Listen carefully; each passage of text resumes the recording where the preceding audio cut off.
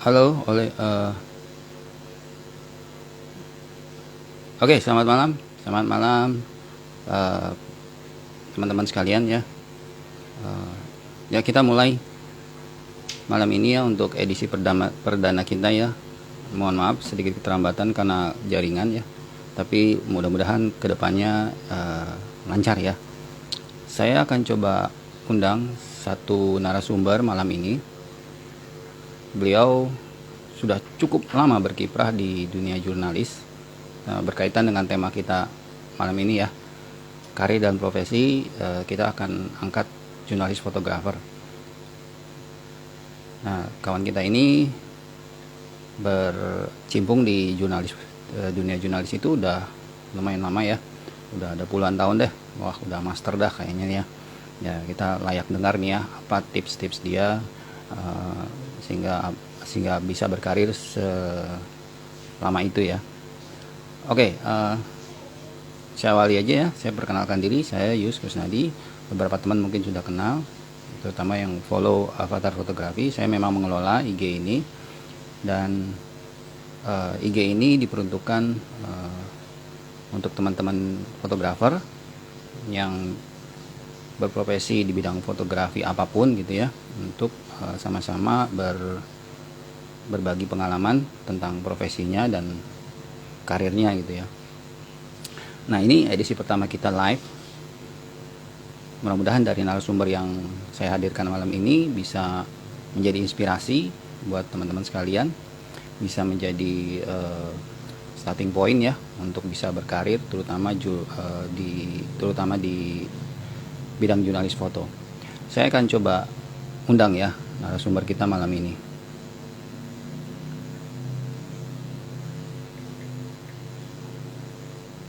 Undang malam ini.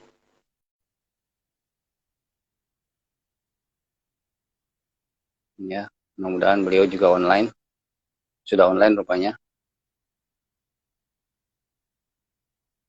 Ya, kita akan segera sapa beliau.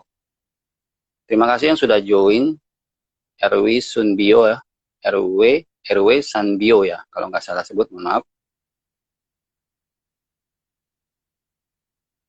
Saya undang lagi, coba. Saya tinggal di join ya.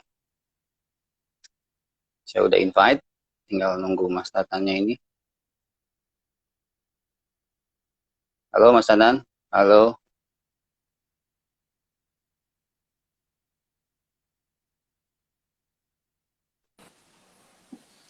Oke, Halo. ya ini Eh, dia nih. eh, Malam, malam, malam Mas Bro. malam Mas. Halo Mas Uyun. Ya, Apa apa kabar nih? kabar? Baik, baik, baik. Sehat, sehat, sehat. Ya, sehat selalu ya. Alhamdulillah, alhamdulillah sehat, alhamdulillah Oke. sehat. Ya, kita coba nih kali ini untuk undang Mas. Kita panggil apa ya? Ya mungkin Bro Tatan aja ya. Boleh, Bro Tatan, boleh. Oke, boleh ya. Masih cukup Ya. muda kok gue. Iya, makanya bingung kalau dipanggil Bang, nanti kita bicara apa gitu ya. Oke. Kira abang-abang lagi. Ya, terima kasih juga yang, ya betul. Terima kasih juga udah join ya. Saya sebutkan Kiai Henry Luke 9971, Kiai Kirimun, kemudian juga Tem Monday, kemudian juga Kroenisme yang sudah join malam ini. Ya, siapkan pertanyaan ya. Fatia Azra, Enlikui 9971, ya ini dah pendengar kita malam ini gitu ya. Oke. Bro Tatan, sebelumnya nih, Oke. Bro Tatan ini kan kita undang karena bidangnya lumayan ekstrim ya buat hobis fotografer ya, terutama gitu ya, Mhm. adalah bidang jurnalis, di mana bidang jurnalis itu erat kaitannya dengan, kalau fotografinya mungkin nggak jauh beda ya, tapi karena medannya berbeda, pastinya dituntut juga kemampuan sebagai fotografer ini plus-plusnya apa gitu ya. Mhm. Tapi sebelumnya, berhubung nanti yang akan nonton video kita ini bisa juga dari mereka-mereka yang baru gitu ya, baru mengenal Mhm. mungkin, baru apa, baru minat untuk menggali dunia jurnalis gitu ya. Mhm. Bolehlah untuk kesempatan pertama barangkali memperkenalkan diri dulu nih, Oke. ya, sebagai narasumber malam ini, siapa dan apa dan bagaimana gitu ya. Ya, Mhm. silakan Bro Tatan, waktu dan tempatnya. Ah, oke, terima kasih Mas Yusni. Saya udah diberi, gua ya nggak apa-apa ya ngomong gue. Gua udah Gak diberi apa-apa lah ya. kesempatan untuk ya sharing-sharing pengalaman gua. eh Terima kasih sebelumnya teman-teman juga yang sudah ngedukung eh saya untuk berkiprah di dunia fotojurnalis ini ya. Pada awalnya sih saya tuh motret di studio. Saya bekerja di studio, membuat foto cover kaset, terus potret, terus glamour fotografi, itu udah pernah saya jalanin. Terus dari studio, saya berkiprah ke advertising. Saya pernah motret advertising, saya motret factory, factory industri. Terus akhirnya saya pindah lagi ke uh, fotografi studio, production house. Nah, production house tuh bikin cover kaset, terus dan iklan-iklan juga ya, advertorial. Nah, setelah itu saya juga merasa nggak ada tantangan nih buat saya nih, karena jiwa saya sebenarnya di outdoor jurnalis gitu. Akhirnya saya belajar fotografi di Galeri Antara. Nah, saya ketemu dengan uh, uh, fotografer yang cukup berkompeten di Indonesia yang namanya Yudi Suryatmojo dan Oscar Matuloh. Dari situ saya belajar tentang dunia jurnalistik ya, foto jurnalistik, dan di situ juga saya dikasih uh, literatur, referensi, buku-buku fotografer terkenal kayak Magnum. Magnum Foto itu saya idola sekali, kayak Cartier-Bresson, Sebastião Salgado, terus William Wakeman, Alfred Stedtler. Itu saya baca literaturnya, dikasih memang bahasa Inggris, tapi saya sedikit apa namanya uh, ditranslate sedikit. Oh, ini tujuannya ini, dan saya banyak melihat gambar dari buku-buku tersebut yang membuat inspirasi saya, kayaknya tekad gue mau di jurnalis nih. Nah, latar belakang komersial gue yang sebelumnya itu, gue akan tinggal sih enggak, cuman gue mau berlangkah ke depannya untuk sebuah fotojurnalis. Nah, akhirnya gue coba magang pertama tuh di Media Indonesia Minggu. Gue magang nggak lama sih, gue ke magang belajar tentang fotografi, lalu ke Berita Buana. Dan setelah Berita Buana, gue bertemu dengan editor foto Associated Press. Nah, gue kasih lihat itu portfolio gue ke editor Associated Press, dan dia bilang, gue lagi nyari stringer nih, lu mau gak jadi stringer EPI? Wah, gue bilang ini step langkah yang melampaui buat gue. Akhirnya gue coba itu, ya alhamdulillah gue senangnya luar biasa bisa bergabung dengan meskipun stringer ya awalnya itu, karena gue banyak belajar di situ, karya-karya gue juga banyak dilihat di luar, dan gue bertemu dengan fotografer yang bisa ngasih gue ilmu yang lebih tentang fotografi jurnalistik di dunia, di media luar dan juga media dalam negeri.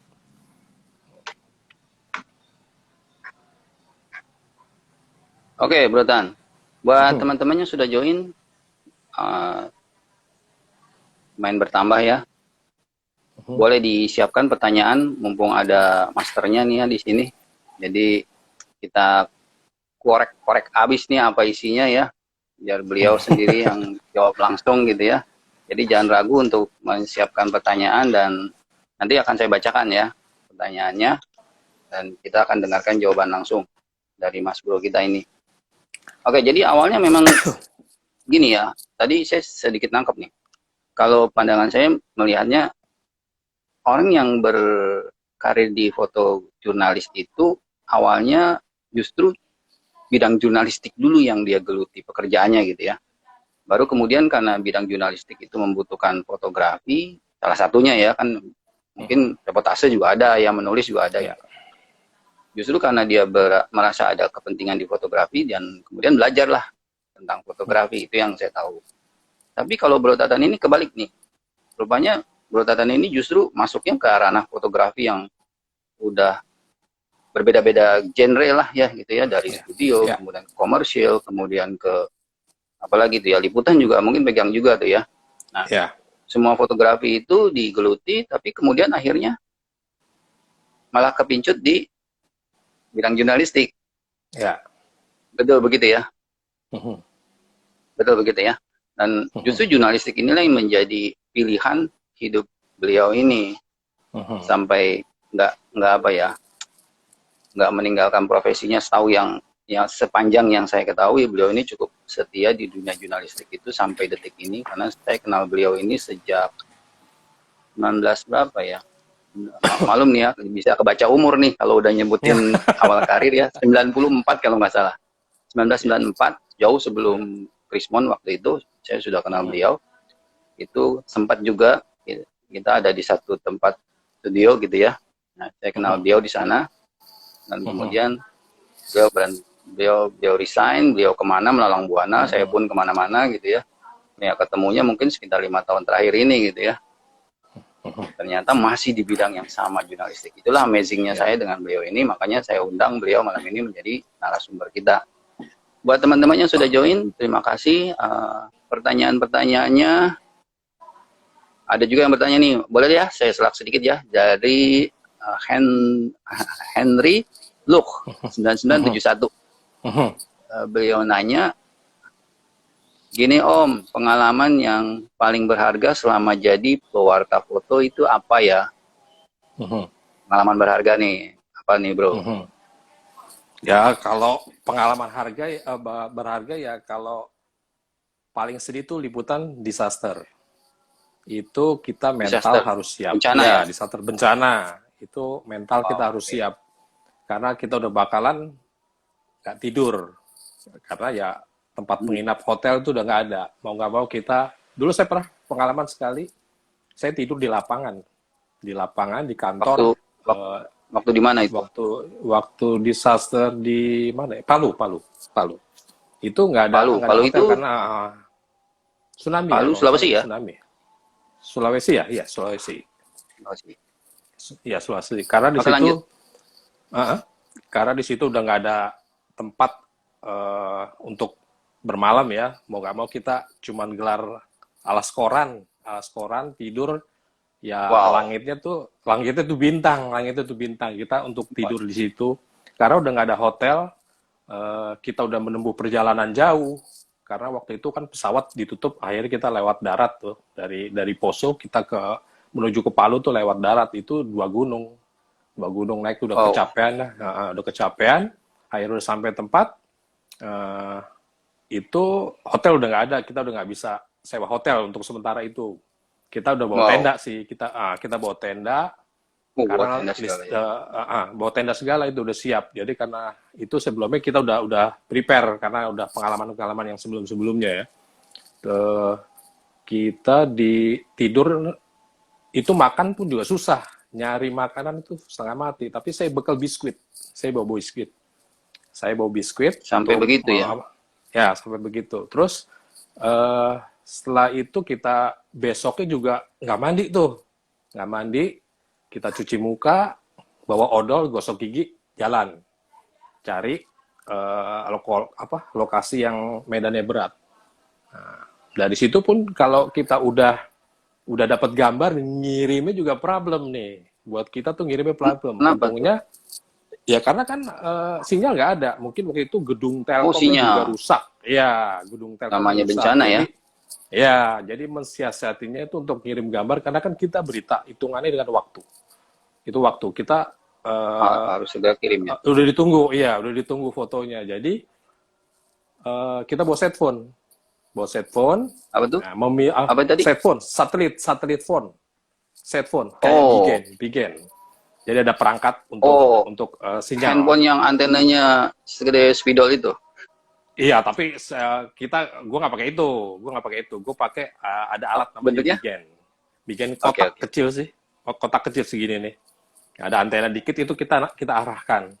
Tapi kalau bisa ini kan biayanya besar. Biasanya gede ini, Ah, dolar, hitungannya dolar. Jadi gue tuh ngedit dulu. Begitu dapat gambar, ngedit, ngedit apa namanya? Kalau memang sebelumnya sih gue bisa pakai handphone dulu, gue ambil. Kalau memangnya ada sinyal bisa kirim. Tapi kalau nggak ada, kebetulan gue udah pernah dapat sinyal tuh sekali. Begitu gue di atas kok ada sinyal gue nih, langsung gue kirim dengan pakai handphone. Ke iya, iya, ke iya. email atau file dokumen, ke email atau ke file dokumen atau ke WA, biar nanti ada orang Jakarta yang ngerjain karena kita butuh Oke. cepat. Nah, setelah itu kita udah dapat gambar, yang penting kita lepas satu gambar dulu ya untuk meminimalisir eh, foto berita yang udah ditunggu. Nah, Iya, setelah iya. itu kita baru udah kumpulin foto, kita ngedit ngedit cari warung, tapi memang warung itu nggak ada ya, jadi ketemunya aja ya, ada tempat duduk, kita buka laptop, kita ngedit. Setelah ngedit dapat, baru kita arahkan tuh set phone, kita arahkan set phone, begitu dapat sinyal kunci, nah baru kita kirim gambar. Nah setelah kirim gambar selesai, tutup. Karena kalau on terus itu pulsanya jalan terus karena Iya, lumayan iya. mahal itu. Iya kan. Saya Karena bukan paket data ya. iya, Bukan paket karena juga data ini ya, operator ya. iya, dan saya juga ngirim video karena ya seorang jurnalis sekarang juga harus bisa video. Gitu ya. Saya kirim Oke, video berharga juga. sekali ya. Pakai HP itu karena memang ada kita di situ, kita ambil video pakai handphone. Setelah itu kita kirim. Nah itu lumayan, lumayan durasi buat ngirim video ke Oh Jakarta ya, ya untuk pasti. nanti ada. Nah, itu lumayan deh. Jadi Itu pengalaman berharganya tuh. ya banyak juga sih semua yang ingat itulah. Gitu. Atau Karena juga tantangannya dulu, tadi daerah bencana gitu ya. ya fisik Boleh juga saya harus ajukan kuat. lagi nih, ada yang bertanya juga Om, Bro Tan. Ada yang bertanya Mhm, juga dari Fatia Azra. mhm, Fatia Azra bertanya, Om, bagaimana caranya menghasilkan foto yang maksimal dengan alat yang terbatas? Ya, singkat saja, Bro Tan. mhm. Oh, Kita banyak itu sih. pertanyaan rupanya nih. Ya banyak latihan aja, banyak latihan dengan memaksimalkan misalnya lensa saya seadanya. Ya kita buat, saya sendiri juga pernah buat untuk berita pakai handphone pernah. Pernah itu kan barangnya ya Oh ya, sedikit penting. simpel. Nah, yang penting cahaya ngepas, Beritanya ya.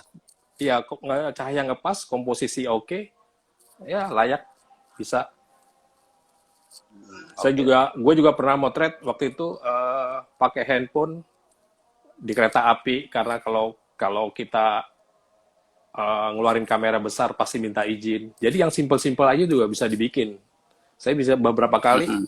eh, buat media ya, beberapa kali yang pakai handphone. Karena memang nggak bisa pakai pakai kamera besar karena aksesnya terbatas. Oh, Entah akses, ditanya, oh masalah nggak, akses. iya nggak boleh foto pak segala macam. Tapi kita kebenaran perlu perlu ini foto. Jadi pakai handphone. Jadi Ya, kayak turis pelancong oke. aja.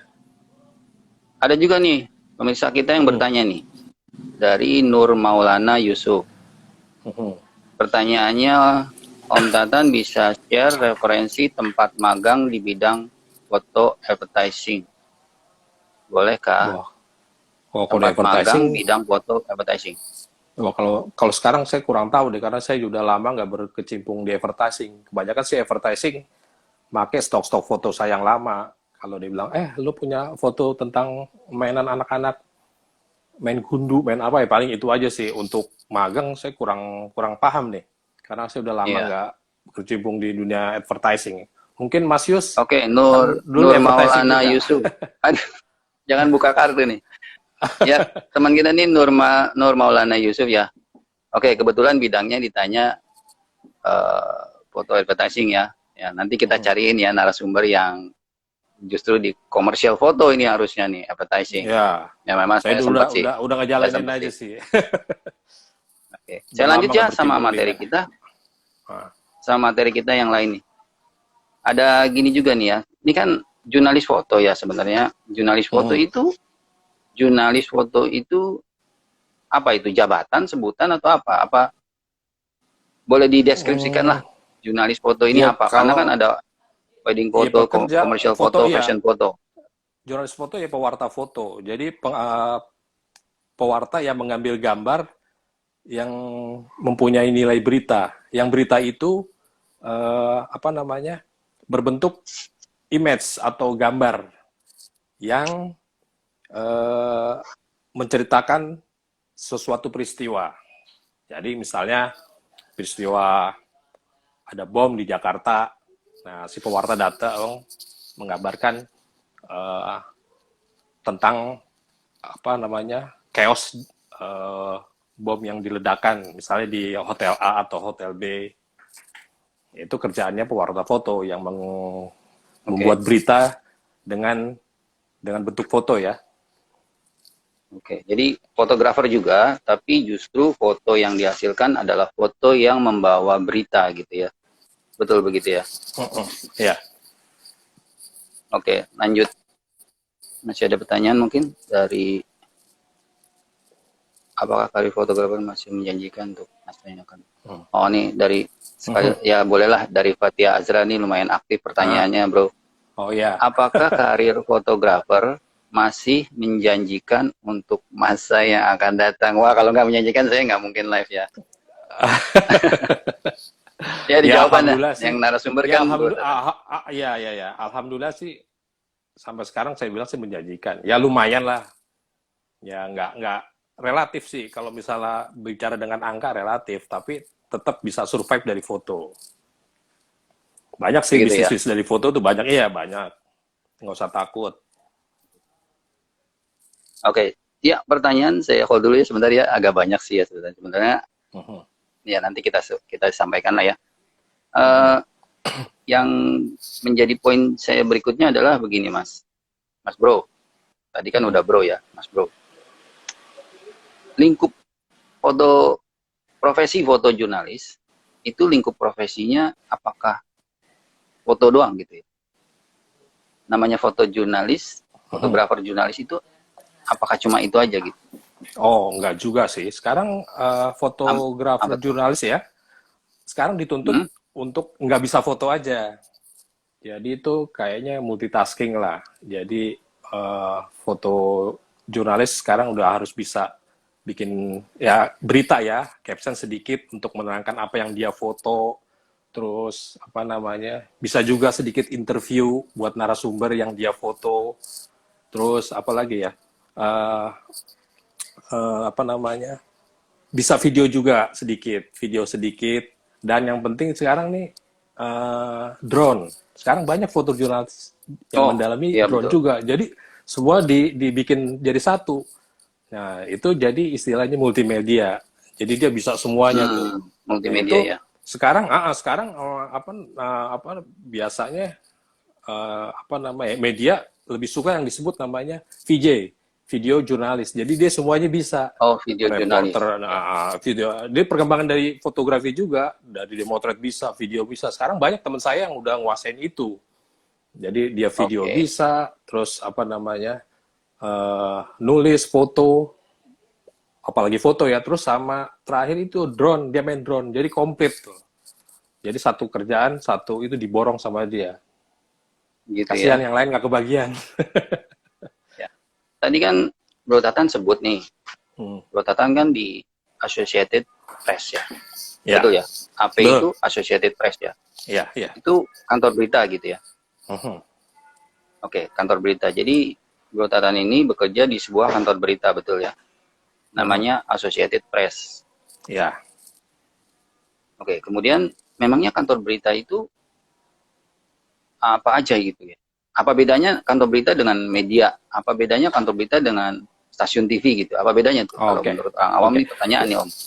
Ya, kalau kantor berita itu kan news agency, di mana para jurnalisnya, kumpulan jurnalis yang mengabarkan suatu berita kepada organisasi berita seperti apa namanya, koran, majalah, stasiun TV, stasiun radio, dan sekarang lebih banyak ke web ya, portal-portal tuh yang langganan kantor berita. Karena kantor berita kan paling besar tuh ada 3, the biggest ya di dunia itu, Associated Press, Reuters dari Inggris sama AFP, Agence France Presse Prancis. Nah, ada juga itu yang paling tiga itu yang paling paling Yang paling paling besar besar. di Ya, paling industri. dunia Ada ya. juga sekarang, ada juga EPA, European Photo Agency, itu Eropa. Nah, kalau di Indonesia sendiri kan Antara, kantor berita Antara itu juga Oh kantor iya iya berita iya iya. yang besar tuh, paling besar juga tuh. Karena dia juga korespondennya udah banyak. Gitu. Mm. Oh jadi beda ya namanya kantor berita itu berarti tadi sebutannya adalah agensi ya berita. Jadi Ya, news semacam agency, agency satu berita. agensi, news agency gitu ya, yang Ya, mengumpulkan berita. Berita ini ya, sebagai yang komoditi rupanya. mengabarkan berita, ya, mengabarkan berita Dia, kepada kliennya, kepada klien-kliennya, organisasinya seperti kayak majalah, oh koran, jadi sistematikanya situs-situs begini. web. Oke, boleh boleh saya simpulkan. Jadi ada kantor berita, di mana di kantor berita Hmm, ini itu terjadi peliputan berita apapun gitu ya aktual karena timnya memang disediakan untuk terjun ke lapangan di waktu yang segera mungkin gitu ya di berita yang seaktual mungkin kemudian berita ini akan menjadi komoditi yang dijual ke media gitu ya betul, betul. Jadi kan nggak baik mungkin, TV koran ya, ya atau stasiun lainnya gitu ya radio atau stasiun radio portal-portal juga lain, ya. ya, ya, sumpama kayak Jadi misalnya, bedanya media hanya yang menyajikan ya sumber menyajikan. beritanya Ya sumber sumber beritanya. beritanya bisa jadi dari kantor berita gitu ya. Iya, buat konten isi berita dia. Jadi kalau umpamanya Oh, satu apa media di sini ada perperangan di Ukraina, ya kan nggak mungkin dia juga ya, kalau ya. ngirim ya ngirim Oke. fotografer nggak mungkin karena kan biaya juga gede, kosnya gede, ya Ya, betul dan betul. juga harus nyali gede kan, nyalinya juga harus gede karena menjadi wartawan perang di Oke situ. oke. Nah, seolah lebih baik dia membeli berita itu dari news agency, jadi Dari news berlangganan. agency.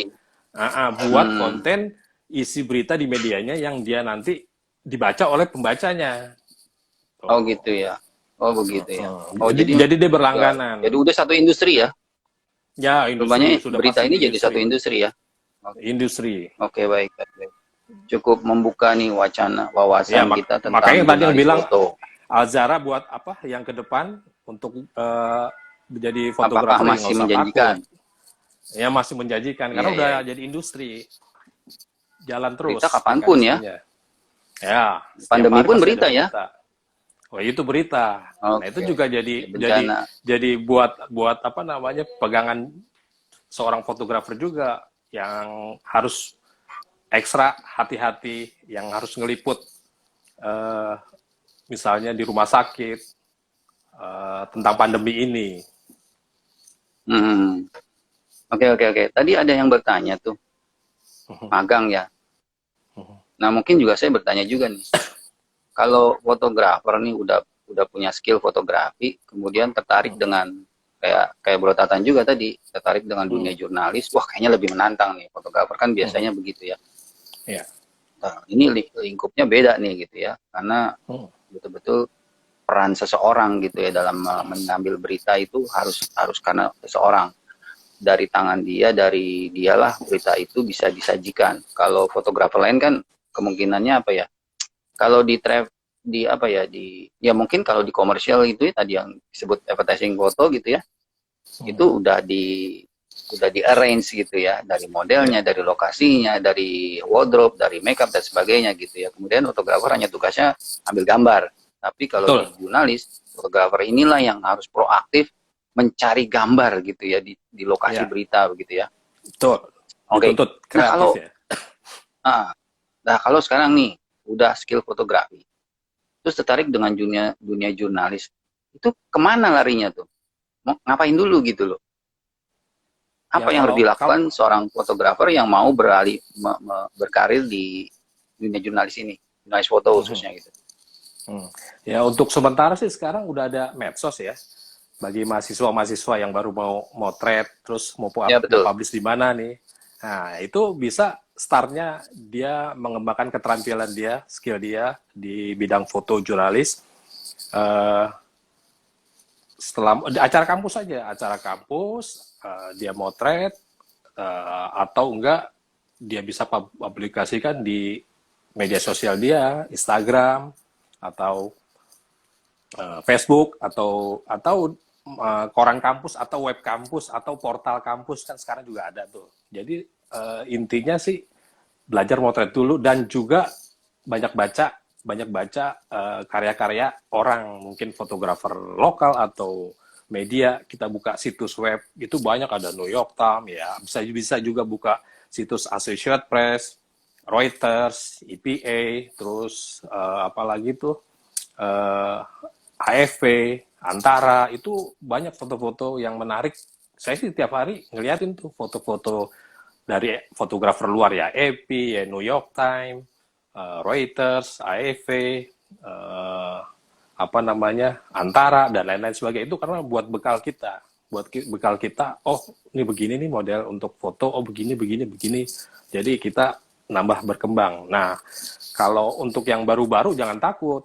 Nah, itu coba aja visualisasikan karyanya ke Instagram atau ke Facebook. Nah, dan di samping itu dia juga harus banyak bergaul. Nah, kalau bisa main ke komunitas pewarta foto, kan ada galeri Antara, ada komunitas HI. Komunitasnya Itu ya. komunitas fotografer HI itu anak-anak muda banyak yang kompeten di situ. Mungkin bisa gabung di situ, bertanya, nggak usah sungkan, nggak usah malu-malu. Malu bertanya kan sesat di kamar nanti. Oke, serem ya. Mm-mm. Oke, tadi kan ada pertanyaan tuh ya dari teman kita nih, magang di advertising ya. Ya sebetulnya di jurnalis juga ada kemungkinan magang apa enggak tuh? Ya ada, Di pasti kantor ada. berita Nah, kantor berita. ada Kantor begitu. berita sih, kalau kantor berita mungkin ada ya. Sekarang tuh lagi buka Reuters, Kompas pun Oh ya? sekarang lagi buka Oh tuh. aduh, Nah, berita berita hangat nih. Ini Mm-mm. baru berita nih. Saya Ya baca teman-teman tuh ya yang mau apa ya Reuters memulai sama coba-coba ya, sama Kompas. Nah, siapa tahu tuh ya rezeki. sama Kompas. Kemana tuh harusnya kita kasih info lah, kemana mereka Ya, harusnya datangi kantornya? enggak ada kok di beberapa Online kali ya. grup Sekarang kan pewarta foto ya. Grup pewarta foto ada tuh saya lihat ya nanti tinggal di beberapa. Japri aja ya. Ya, Japri boleh aja nanti saya barangkali kasih. Jonathan punya Japri channel aja. ya. Dari sumber ya. Japri aja. Oke. Oke, kita lanjut ya ke materi ya. Kita lanjut ke materi.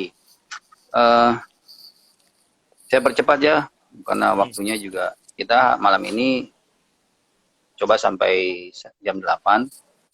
Tapi kalau teman-teman menuntut mau lebih gimana tuh? Hmm. Tapi kita mulai yang ini dulu aja, yang singkat aja ya. Jadi waktunya udah semakin kepepet nih. Sementara saya tunda dulu yang pertanyaan, saya masuk ke materi berikutnya nih. Tuntutannya apa tadi untuk menjadi seorang jurnalis foto? Kalau tadi bilang tertarik, terus kemudian cari cara untuk menjadi jurnalis foto karir itu seperti apa?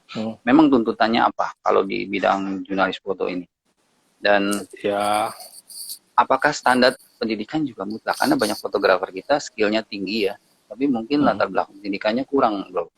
Gimana tuh, bro? Kalau di dunia liputan kan nggak ada yang tanya begitu kan ya. Tapi kalau pewarta foto ini kan sesuatu yang apa ya, posisi yang harus bisa dipertanggungjawabkan, karena menulis berita kan berarti ya, penggunaan nalarnya, analisanya ya. ya, Ya, betul. silakan, bro. Ya, kalau yang ada sekarang sih ya kebanyakan pewarta foto lulusan S1, ada pun yang S2, S1. Karena ya dibutuhkan kan pengetahuan yang luas dan wawasan untuk menjadi seorang foto. Kan nggak dituntut lo bisa motret juga, tapi kan lo harus smart juga, lo harus pintar juga, lo harus banyak baca buku, lo harus tahu wawasan juga apa yang terjadi di apa di negara ini. Untuk buat konsumsi berita lo harus tahu, lo harus peka isu ini isu itu. Nah, itu kan dibutuhkan pengetahuan yang luas ya. Itu mungkin dibikin standar kenapa lo sekarang S1 ya, standarnya S1 Begitu ya. Kalau dari individunya sendiri nih, tadi soal pendidikan ya memang standarnya satu tuntutan sekarang gitu ya. Tapi kalau dari individunya ya,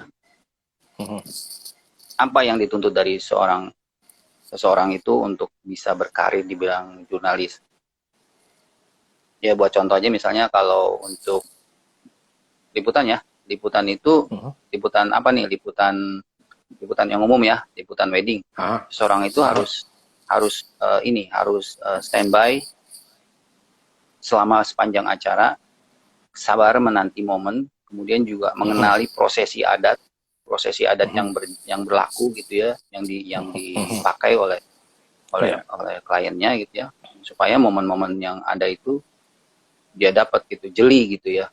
Kan tiap daerah punya adat sendiri-sendiri. Nah, kalau untuk jadi jurnalis foto ini, sikap seperti apa diharapkan dari seseorang itu dia miliki sebagai individu nih? Silakan Mas Bro. Oh ya, yang jelas sih, ya lu harus sabar menanti, terus apa namanya, selalu siap siaga. Yang namanya waktu libur tuh diabaikan dulu, karena kan 24 hour gitu, kalau seorang 24 hour jurnalis ya. kalau jadi kalau ada kejadiannya jam 2 pagi ya mau nggak mau ditelepon bangun ya jalan gitu. Itu resiko pekerjaan gitu. Tapi kan nggak selalu kayak gitu terus, pasti ada jedanya. Cuman ya itu dia harus siap siaga. Kalau memang dibutuhkan harus berangkat, nggak bisa nunda-nunda Gitu ya. tuh. Oke, ada pertanyaan saya coba angkat lagi nih. Dari kotak 90 tanya Om Tan sudah berapa tahun di dunia fotografi dan sudah kemana saja saat bekerja di AP, di Associated Press itu maksudnya itu. Berapa lama karir di fotografi dan kemudian di AP itu udah berapa lama Om? Ya itu pertanyaannya. Kalau di AP sih saya gabung 98 ya. 98 sih sebelumnya kan di media lokal tuh. Media lokal, terus dari situ gabung ke EPI 98, itu pun nggak jadi staff, stringer dulu. Ya kalau kemananya sih udah lumayan banyak ya, hampir seluruh Indonesia sih. Cuman ambon Magang, enggak, tapi ada job sampingan lah. magang juga di AP itu dulu awalnya. Awalnya magang jadi stringer. Terus tadi sebutan stringer itu apa ya? Boleh dijelaskan itu? Ya, dia nggak staff, nggak full time. Jadi dia kerjanya nggak full time, staff stringer. Jadi istilahnya apa ya? Freelance. Oh, Jadi freelance-nya dibilang freelance. stringer ya. Stringer itu di istilahnya, kalau di jurnalis stringer. Bisa bayar per foto, gitu. Pick up foto bayar per foto. Itu namanya stringer. Misalnya ada kejadian Per foto. gempa bumi di Medan. Nah, kita nggak ada orang, akhirnya pick up pewarta foto Medan atau yang motret di Medan, kita pick up. Itu namanya stringer. Oke. Saya lompat sedikit nih. Tadi kan juga ada pertanyaan. Kalau fotografer ya, itu kan dia dapat pendapatannya itu dari klien. Kliennya ini sifatnya kontrak gitu ya, deal harga gitu ya. Iya. Misalnya liputan wedding yang umumnya itu 1 hari, 2 hari, 3 hari gitu kan. Kemudian yang pre-wedding juga begitu. Kalau produk dia per item gitu ya, dapat fee-nya itu dari sana gitu ya. Nah, kalau di jurnalis foto itu peluang income-nya bagaimana, Bro Tan? Oh, banyak sih. Banyak. Halo? Banyak. Bukannya kalau di jurnalis foto itu kan hitungannya pekerja kan karyawan di kantor kita itu kan hitungannya ya setahu yang kita tahu kan namanya karyawan itu pendapatannya ya dari gaji, ya tunjangan. Iya. Ya, tapi kan kita ada aturan juga. Nah. Apa tuh? Ya silakan lanjutkan. Iya, Ya lanjut. kita kan kalau ada aturan juga kan, kita pekerja, kita staff dibayar gaji, tapi kan kita punya ada waktu libur, ada waktu senggang. Nah, itu bisa digunakan buat cari tambahan lah istilahnya. Biasanya suka ada aja sih tawarin ngerjain NGO, ya ngerjain NGO atau ngerjain NGO atau foto-foto bikin potret. Biasanya suka ada job-job samping itu, bikin company profile, potret, terus ada kerjaan liputan NGO, dan juga apa namanya, eh, liputan yang kecil-kecil lah, yang tapi di luar konteks berita ya, karena kalau berita kan ya, ada aturan juga di kantor, kalau lo kerja buat gue berita ya kita harus lakukan gitu. Kalau di luar itu mungkin sah-sah aja, dan juga nggak ganggu itu ya, nggak ganggu waktu. Nah, saya juga pernah ditawarin jadi, bukan ditawarin sih, waktu itu dikasih kerjaan aja, editor. Jadi ada suatu company bikin buku tentang fotografi. Nah itu kita dibawa ke rumah sih, dibawa ke rumah. Ini gue ada mau bikin buku, gue kasih tugas lu, edit, bikin buku jadi 146 gambar. Gambarnya semuanya ada 7.000, jereng-jereng lu mata lu. 7.000 foto, 7.000 foto. Gue bilang, ini waktunya sampai kapan? 7.000 foto tapi harus diedit jadi 146 kalau nggak salah. Itu buat buku ya, buku fotografi. Ada perusahaan lumayan gede. Terus gue ditawarin tuh, lu mau gak sanggup? Tapi berapa waktu lama? 3 bulan. Jadi kita cicil tuh. Kita cicil. Ya, itu lumayan kan buat nambah-nambah kang tahu. Buat nambah-nambah cuan. Begitu ya. Tuh, ya. Memangnya kalau dari kantor berita ini ya, itu fasilitas apa yang didapat dari kantor ini sebagai pewarta foto dia?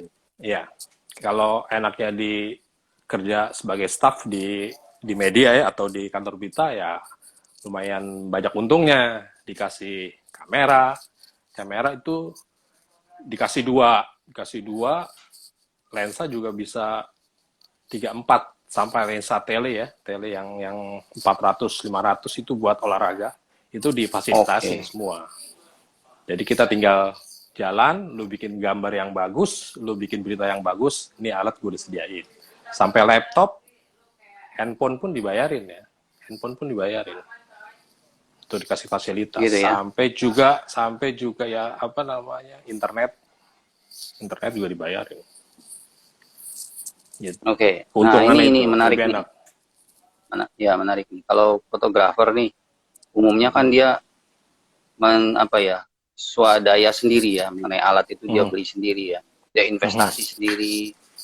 Kemudian juga upgrade dia lakukan gitu ya. Betul.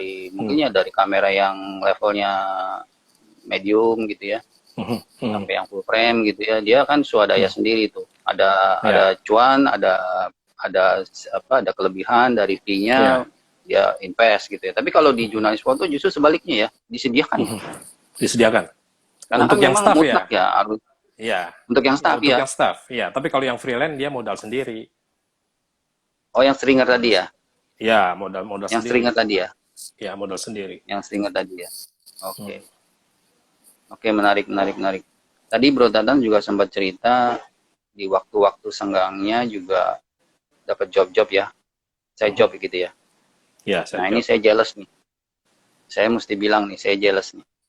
Jealousnya apa? Karena saya juga sempat dapat tantangan ya, bukan tantangan ya, dapat tawaran.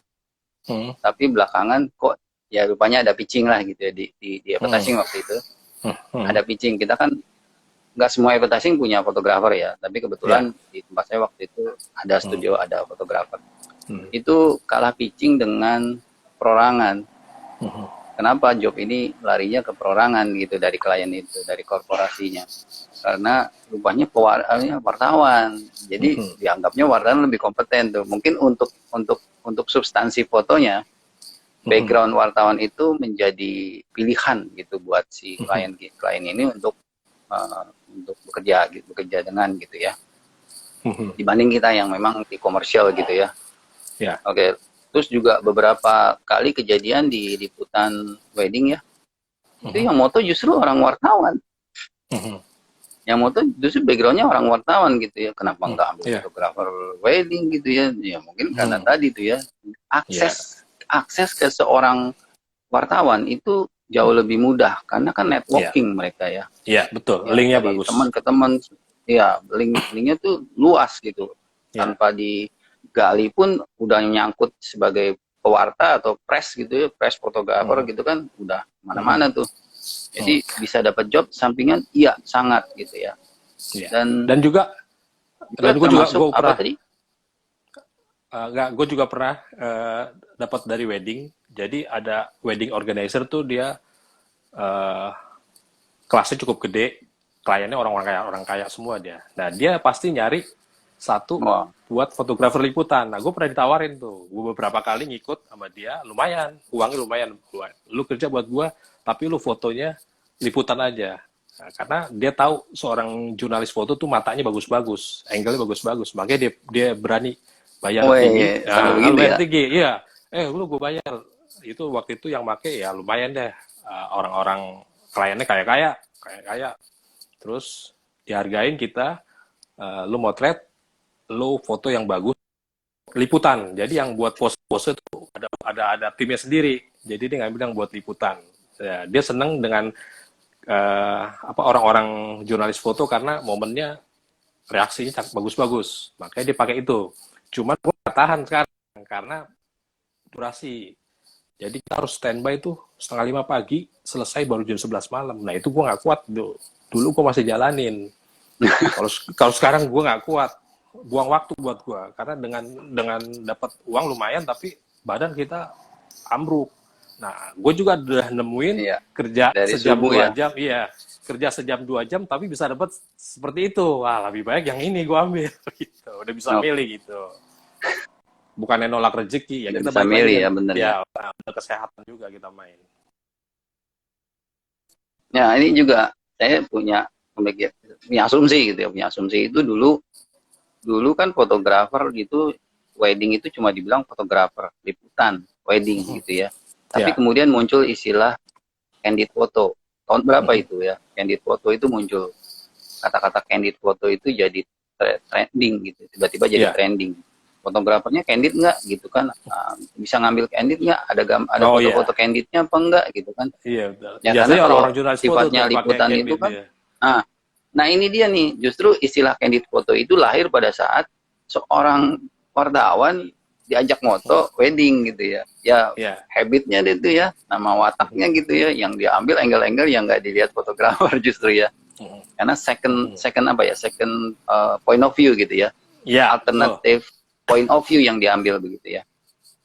Nah muncullah istilah tadi candid photo. Bahkan kemudian berkembang lagi ya istilah itu menjadi jurnalis documentary, wedding Dia documentary. dokumenter. Ya. Ya wedding ya liputan gitu. Tiba-tiba muncul jadi wedding documentary begitu ya. Ya. Itu mungkin awalnya karena tadi ya seorang wartawan dilibatkan dengan pemotretan yang sifatnya justru eh, liputan gitu ya. Iya, liputan. Oke. Oke, terima kasih yang buat sudah bergabung yang dari Prisa Haparia. Kemudian juga ada HRMN 12 join, Mas Agung join. Iya, Mas Agung join. Ya beberapa ya, Elizabeth juga, Stephen join. Mas RKY juga nih ada join. Halo Mas RKY, apa kabar? Yuni 9530 juga join. Oke ya, untuk beberapa yang bisa saya sebutkan demikian. Ada pertanyaan silakan ajukan. Ya, kita betul-betul harus gali nih narasumber kita nih, benar-benar sumber yang banyak isinya, tapi kalau nggak dikulik ya takutnya nggak keluar gitu ya. Jadi lebih baik pertanyaannya langsung tajam aja gitu. Ya, buat bro, ada satu bro, saya mau tanya juga nih bro. Yang membedakan tadi kan sempat disebut ya, bahwa fotografer itu, jurnalis foto itu berbeda dengan fotografer lainnya karena dia harus betul-betul aktual, sehingga harus benar-benar di lapangan begitu ya. Dan tidak ada waktu yang istilahnya nggak standby, selalu standby karena ada panggilan untuk liputan itu berangkat gitu ya. Mau nyebrang pun berangkat. Saya sempat dengar kejadian habis kita ngobrol tahun berapa, waktu 3 tahun ya Pak, 3 tahun lalu gitu ya. Iya. Besokannya Mas Bro ini langsung berangkat ke Lombok, ternyata ada bencana apa di Lombok waktu itu ya. Saya juga kaget juga tuh. Oh, baru semalam ketemu. Udah di Lombok Oh aja nih itu gitu kan. gempa bumi kalau saya, gempa bumi ya. Gempa bumi ya. Oke. Ya gempa bumi. Nah, itu Ya, kalau di masa pandemik begini, Mhm. gimana tuh? Kan banyak orang work from home ya, WFH ya. Mhm. Kalau Ya, di masa pandemi seorang jurnalis foto itu apa tuh kerjanya? Kan ya. kegiatan menurun gitu ya. Mhm. Sebenarnya kegiatan menurun. Mhm. Ya, Ya, silakan Mas. itulah dia jadi dia suka apa? Termasuk suka dukanya jadi jurnalis foto ya. Kita harus menyiarkan apa berita yang sedemikian rupa ya, seolah-olah eh, orang kan menjauh kalau ini pandemi kan, wah gua ketular ini, menjauh nih, sampai juga istri saya juga kok keluar terus sih, ya karena tuntutan profesi gua harus liputan, pokoknya kalau lu pulang langsung telanjang suruh ke atas mandi, itu nggak boleh masuk ke ruang depan dulu, saking parnonya, saking parnonya. Karena Dan ya. gue ngerasain dapat tugas dari editor gue, lu berani gak masuk rumah sakit, dia bilang gitu. Oke, gue berani, tapi dengan catatan gue nggak mau lama-lama. Oke, gue cuma 10 menit waktu itu gue masuk rumah sakit, itu gue pakai hazmat ya, gue pakai, wah itu gerahnya bukan main, gue baru tahu itu gimana suster-suster gitu, dokter-dokter yang make gitu. Kita sendiri orang awam begitu make udah kayak kayak apa ya rasanya, pengap segala macem, udah itu kan kita harus konsentrasi motret, jadi kita harus berpikir juga sebelum kita udah make Kayak itu udah ngap pakai jas duluan. hujan, Iya, kayak kayak pakai pakai jas hujan hujan terus berjemur. berjemur kekep gitu, kita pakai kacamata, napas ngembun, mau bikin Oh, ngintip di kamera susahnya setengah mati. Akhirnya saya ada oh juga, iya, akhirnya saya facial. enggak pakai face shield tapi dipakai plester, pakai plester ngakalinnya. Jadi ngakalinnya pakai plester di hidung supaya rapet. Jadi kalau napas nggak ngembun. Karena kan gue pakai kacamata nih. Hmm. Kalau nggak pakai kacamata gue nggak bisa ngelihat kan. Nah, gue pakai kacamata biar nggak ngembun. Gue pakai. Jadi eh, secepat mungkin sih, secepat mungkin kita dapat gambar. Jadi kita sebelum udah tahu ini dokter kesini kesini kesini, gue mau ini nggak bisa disetting juga karena kan orang sakit dan kita kan harus pure. Oke, Jadi kita secepat oke, dikit yang ya. ada di otak kita, kita ambil komposisi yang bagus dan mewakili isi berita, ya udah. Gue juga nggak lama di rumah sakit, takut ketularan juga. Akhirnya setelah motret itu keringetnya tuh di luar, wah bukan main deh, ngapnya bukan main. Akhirnya gue masuk kamar mandi di situ, bawa baju segala macam. Itu Sorry di bro, rumah sakit ya. pantesan pulang ke rumah diusir istri. Hmm. Bukan karena takut COVID-nya, mungkin Hmm. aromanya. Ya, gue juga pernah Oke, motret di rumah sakit waktu itu pas kasus Delta lagi tinggi-tingginya tuh ya. Nah, gue pakai oh ya, masker masuk ke rumah sakit, udah dibilangin jangan terlalu dekat, Mas. Ya, gue juga nggak berani dekat. Gue pakai tele. Setelah gue pakai tele, pulang dari situ badan nggak enak, badan gue nggak enak, kedinginan apa. Gue pikir wah kayaknya kena nih. Karena gue juga udah pakai masker, mungkin tembus atau apa, mungkin kena. Tapi akhirnya gue hajar vitamin, obat, ya alhamdulillah sih, besoknya segar lagi gitu. Ya, itu yang bikin jadi parno tuh. Jadi Parno orang-orang ya. bisa, iya, orang-orang bisa WFA, kita jurnalis foto yang menyiarkan berita kan, garis depan, ya mau nggak mau lah, Justru, ikut terjun ke situ. Kita ke kuburan, iya. segala macam. Sama orang juga bilang, saudara Oh, saya, kakak saya, lu berani banget lo, ini kan lagi pandemi, lu nggak takut? Ya takut sih takut, tapi kan tuntutan profesi. Gitu. Kita juga pengen apa menghasilkan sesuatu buat masyarakat kan. Ya ada kebanggaan diri sih. Wah lu waktu pandemi, gue ikut nih, sejarah juga buat kita gitu. oke. Nggak terasa nih Mas Bro, kita udah 1 jam, tapi kan tadi kita sempat telat ya. Kita tambah sedikit ya buat teman-teman ini supaya nggak kecewa gitu ya. Kita tambah sedikit ya teman-teman, setuju ya. Tadi kan kita sempat startnya mundur sedikit ya karena jaringan gitu ya. Oke, ini untuk akhir pertemuan kita nih, coba dah. Ya, saya minta, ini kan temanya karir dan profesi ya. Jadi kalau bisa ada closing statement gitu ya dari Mas Bro ini. Namanya karir dan profesi itu, saya berharap saya berharap media ini akan menjadi pilihan teman-teman fotografer ya untuk terutama yang belum sampai posisi karir ya. Jadi masih sifatnya kumpulin portofolio, stock image aja gitu ya, hunting-hunting. Itu kan biaya ya untuk seorang fotografer kalau cari bikin gambar seperti itu kan mereka biaya ya. Biaya mungkin biaya proses cetak enggak sih ya, tapi kan biaya perjalanan, biaya akomodasi gitu ya. Itu juga biaya pembelian alat karena kita mau coba teknologi gitu ya. Itu kan pasti keluar duit ya. Nah, gimana kalau skill itu justru mendatangkan uang gitu. Makanya saya buat media ini menjadi sarana gitu ya untuk teman-teman yang difotografi sebagai hobis gitu ya. Menjadi sesuatu yang menghasilkan gitu. Bahkan mungkin ya kita kan juga hidup dari fotografi ya. Justru kita hidup karena hobi kita. Kita hidup karena passion kita. Hidup kita dibiayai karena ada yang dihasilkan dari sana. Dan itu karena karir gitu ya, karir dan profesi. Jadi teman-teman buat para hobis yang selama ini motret-motret gitu ya, ngumpulin portofolio tapi belum menghasilkan, saya berharap ini akan menjadi media teman-teman untuk mencari bidang yang mengena di hati untuk digeluti lebih tajam dan mencari cara jalannya tuh apa, pilihannya tuh apa untuk bisa menjadi sesuatu karir gitu buat teman-teman ini.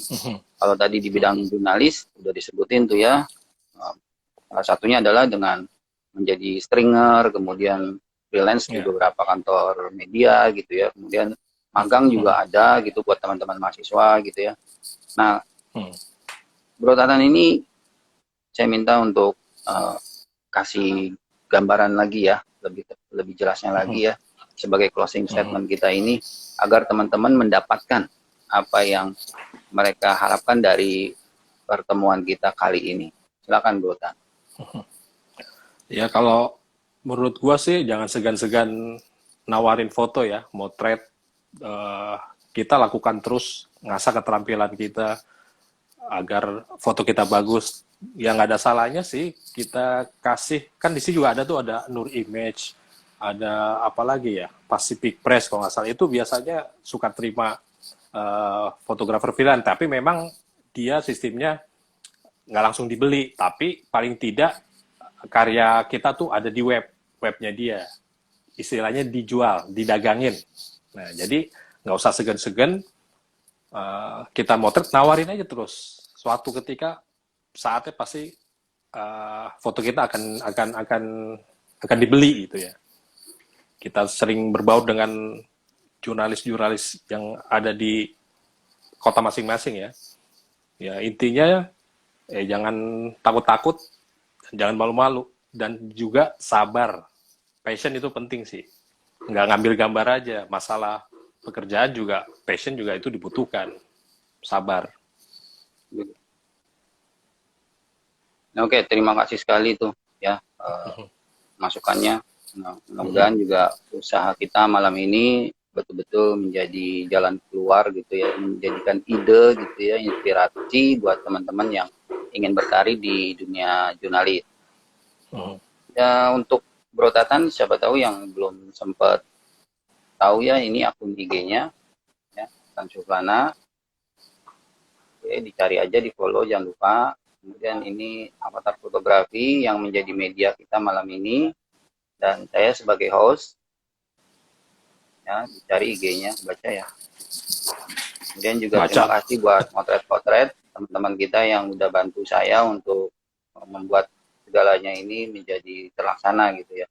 Saya juga terima kasih untuk ID Fotografer. ID Fotografer juga membantu untuk membuat ini terlaksana, dan juga dari teman-teman di lobbyresto.com gitu ya. Ini portal kuliner nih ya. Nah, demikian pertemuan kita malam ini Bro. Kayaknya kita sudahi aja ya. Mudah-mudahan pertanyaan tadi itu bisa sampai ke IG-nya ya. Mudah-mudahan. Kemudian di ya, dan nah ya, tahu bisa japri lah di IG kalau mau nanya-nanya. Bisa japri. Kalau di sini nggak sempet ya. Nggak sempat ya, waktunya cukup singkat lah ya. Jadi kalau ada yang ingin bertanya lebih dalam, di japri di IG juga boleh. Ya, bisa chat di IG gitu ya. Kemudian Bisa chat. usulan juga mungkin suatu saat kita kalau banyak peminat ya yang mau memperdalam teknik fotografi jurnalis ini, mungkin juga bisa dibantu untuk mendapatkan tips dan triknya seperti apa gitu ya. Ya, oke. Saya kira demikian ya pertemuan kita malam ini. Kita sudahi saja. Ada salam sedikit dari Avatar Fotografi. Ya, salam Avatar. High skill, high knowledge, high performance. Selamat malam. Salam. Sehat selalu. Salam sehat selalu. Ya. Join kita di event berikutnya. Ya. Terima kasih teman-teman. Terima kasih kawan-kawan yang sudah gabung. Makasih banyak ya dukungannya. Thank you. Thank you, thank you, thank you.